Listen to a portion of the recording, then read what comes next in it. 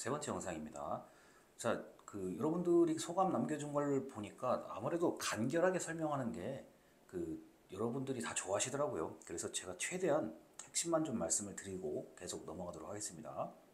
자, 음주운전인데 이거 얘기할 거 없습니다. 음주운전은 절대 안 돼요. 절대 안 되는 거고, 특히나 이제 학교에 차를 가지고 오시는 학생분들 입장에서는 그 전날 술을 많이 마셔서 술이 좀 덜 깼다라고 하면은 아예 예, 차 문을 열려고 하지 마셔야 됩니다. 이게 숙취운전 같은 경우는 이게 또 이게 새벽에 단속을 하는 경우들이 있거든요. 그래서 음주운전하고 숙취운전은 절대로 하시면 안 되고, 일단 술을 내가 오늘 마실 것 같다라는 계획이나 또는 알 수 없는 느낌. 아, 오늘은 누가 날 부르겠구나.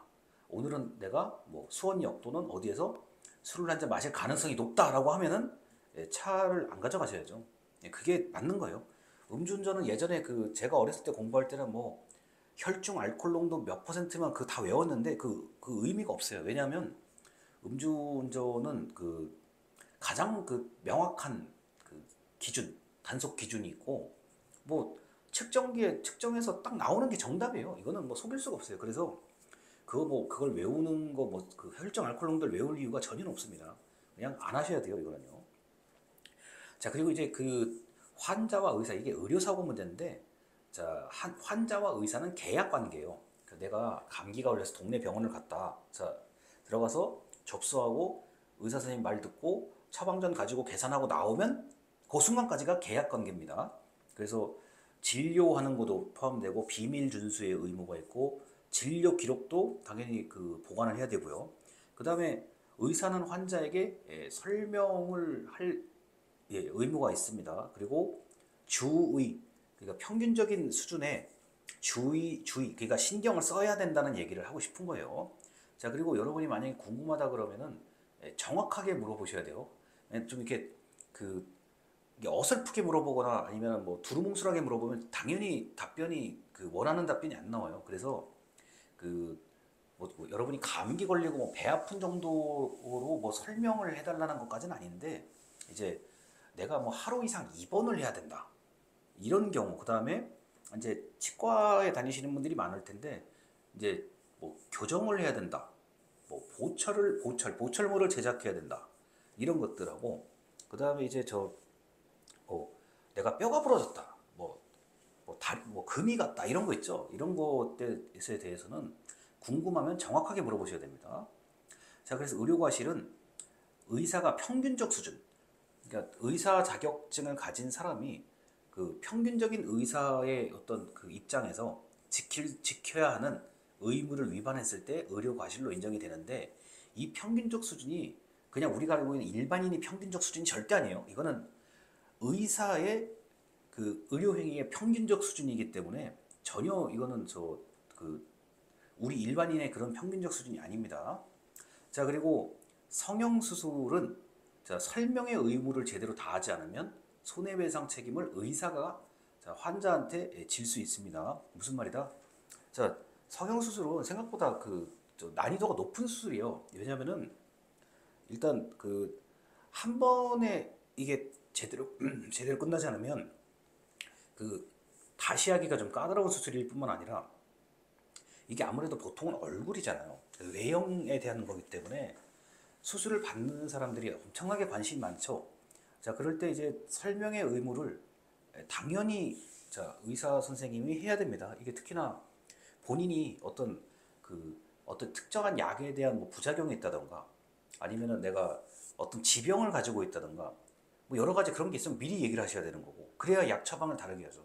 자, 그 다음에 또 이게 이랬을 때 예상될 수 있는 부작용이 뭔지를 보통 먼저 얘기를 하는데, 이게 이제 너무 대강됐을 경우에 손해배상 책임을 의사가 질 수도 있습니다. 자, 그리고 이제 의료분쟁은 시간이 많이 걸리기 때문에 보통 의료분쟁 조정법이라는 게 있어서 의료분쟁을 조정해주는 그런 정부 기관이 있습니다. 자, 그리고 이제 요새 이제 반려동물, 특히 개가 이제 여기서 제일 문제인데, 안전조치, 배설물, 그 다음에 개를 그냥 갖다 버리는 경우도 많아요, 아직까지요. 전부 다 제재 대상입니다. 그리고 개가 잘못하면 개 주인이 책임입니다. 물론 개 말고도 다른 반려동물이 있죠. 근데 이제 보통 야외로 나갈 때는 고양이보다는 개가 압도적으로 많잖아요. 그리고 만에 하나 이제 반려동물이 타인에게 손해를 입혔을 경우는 벌금형 이상을 받을 수가 있어요. 자, 그런데 이런 거는 그나마 요새 최근에 많이 좋아졌어요. 그 뭐 우리 개가 뭐 타인에 대해서 이제 또 해를 입히면 안 되니까 나름대로 이제 그 주인들이 많이 이제 그 노력을 하는데, 이제 벌금형 이상 나오는 게 뭐냐면은 이제 개를 그냥 갖다 버리는 거죠. 뭐 한두 마리도 아니고 막 엄청나게 이제 유기 시키는 경우들이 있죠. 이런 경우는 벌금형 또는 징역형까지 선고를 받을 수가 있어요. 그래서 이 반려동물은 키울 수 있는 사람이 사실은 키우는 게 맞다고 봅니다. 저 개인적으로는. 그래서 뭐 개, 고양이, 뭐 이제 이 아주 우리가 알고 있는 흔히 알고 있는 반려동물부터 요새 이제 또 앵무새도 키우잖아요. 앵무새 같은 경우는 그 한 번 이렇게 모시고 오면은 다른 사람에게 입양이 불가능한 동물이거든요. 제가 알기로는요. 그래서 앵무새 이제 모시는 그 앵무새 모셔오는 분들 있고, 그다음에 이제 햄스터, 이구아나, 드물게 뭐 카멜레온 등등등 해가지고 많아요. 자, 저는 나름대로 반려동물인데 이런 동물들을 뭐 해치거나 유기하는 거나 모두 법적으로 그 책임을 질 수 있다. 자, 그리고 여행사 같은 경우 여행 계획을 많이 하실 텐데, 자, 여행사는 자, 신의 성실, 자, 민법에서 나오는 신의 성실의 원칙에 따라서 고객을 보호하고 안전을 배려할 의무가 있습니다. 그래서 가끔 해외여행에서 사고가 나면은 여행사가 책임을 다했는지 안 했는지가 되게 중요한 논의가 돼요. 그리고 선택의 기회를 제공한다. 자, 이거는 하시겠습니까? 안 하시겠습니까? 뭐 이걸 하시겠습니까? 이렇게 당연히 어떤 특정한 상품에 대해서는 선택의 기회를 제공해야 된다. 자, 그런데 그 자유여행 같은 경우, 요새 그냥 개인이 그냥 자유롭게 여행 가는 경우는 여행사가 책임지지 않습니다. 책임이 없어요. 자, 그리고 계약의 해제는 자유. 뭐 어떤 일이 있어서 내가 뭐 출발 하루 전날 뭐 해제 계약을 그냥 자, 여행 안 가겠습니다 할 수는 있죠. 하지만 그 저 나름대로 약관에 따라서 뭐 하루 전에는 얼마 뭐 몇 퍼센트, 뭐 이틀 전에 몇 퍼센트 해가지고 손해배상 기준 같은 게 다 있죠. 그래서 나름대로의 여행사 여행업도 그 여행사가 책임을 지는 부분이 있고 사고 났을 때요 안 지는 부분이 있다라는 거 알아두시면 되겠습니다. 자, 그래서 음주운전은 당연히 안 되고요. 의료과실은 평균적 수준이라는 단어 알아두시고요. 그다음 여행사는 자, 신의성실의 원칙에 따라서 고객을 보호하고 안전을 배려할 의무가 있다라는 거 정도 알아두시면 되겠습니다. 자, 바로 이어서 이제 법률 문제입니다. 자, 법률 문제인데 이게 저 혈연관계, 뭐 가족이라든가 그다음에 증거가 불충분한 경우, 뭐 입증하기가 곤란한 경우, 뭐 이게 네 거냐 내 거냐 네 잘못이냐 내 잘못이냐 이게 뒤섞여 가지고 사실관계가 매우 복잡한 경우들이 있어요. 그리고 이런 게 흔히 있습니다. 자, 그래서 이런 경우는 이제 판결, 자, 끝까지 나는 이건 자 법원에서 난 판결을 기다리겠다 하시는 분은 뭐 할 말이 없는데, 자, 판결보다 조정이 나은 경우들이 있죠. 아직까지 우리나라에서는 그 조정을 하려고 이렇게 마음먹은 사람들이 별로 없어요. 그냥 나는 내가 죽더라도 반드시 끝까지 간다라는 생각 하시는 분들이 많은데, 조정을 할 수 있으면 조정이 좋죠. 돈 덜 들고. 자, 승소 가능성이 낮거나 비용이나 시간이 많이 들어가면 조정이 좋죠. 자, 그래서 증거 불충분, 그다음에 혈연 관계, 가족 친지끼리 이게 뭐 싸우는 경우들도 많아요. 자, 이럴 때는 조정하는 게 훨씬 좋습니다. 자, 그리고 이제 이 체불임금인데 임금 체불이라고 그러죠.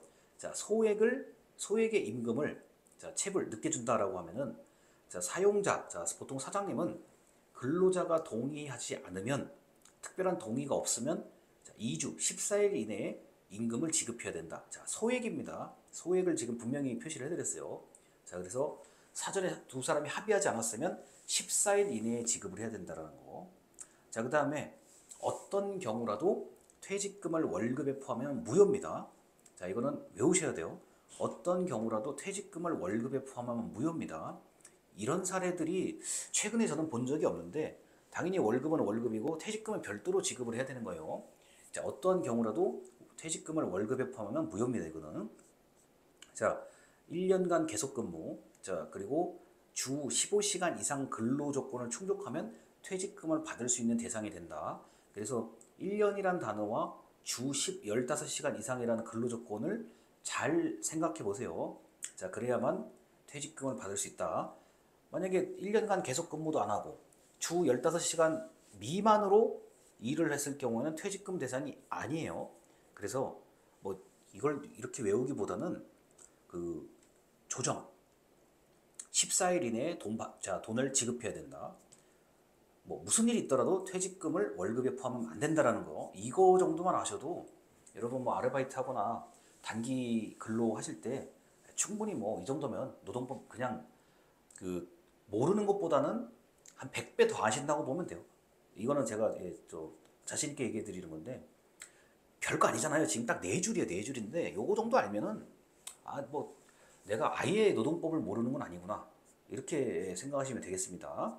자, 그래서 그 음주운전 절대 안 된다부터 그 퇴직금을 월급에 포함하는 건 무효라는 것까지 말씀을 드렸는데, 이 영상에서 이제 요번 그 주차 영상에서 말씀드리고 싶은 거는 지금 가르쳐 드린 내용은 거의 안 바뀌어요. 거의 바뀔 일이 없고, 이제 성인지 감수성 같은 경우는 가면 갈수록 엄격해질 거예요. 그래서 뭐 약간의 실수라도 그게 그 실수라고 인정을 안 하는 쪽으로 갈 겁니다. 그래서 그 성인지 감수성에 대해서는 상당히 좀 주의를 기울여셔야 되는 문제고, 그 다음에 이제 뭐 저작권 같은 경우는 사례마다 아직 좀 애매하긴 한데 이게 허락을 받지 않으면 안 하겠다라는 거, 안 쓴다. 자, 나는 이용을 안 한다. 이렇게 생각하시면 제일 쉬워요. 그래서 한 번만 들으면 뭐 거의 죽을 때까지 써먹을 수 있는 내용을 이번 영상에서 말씀을 드렸습니다. 자, 들어주셔서 감사합니다.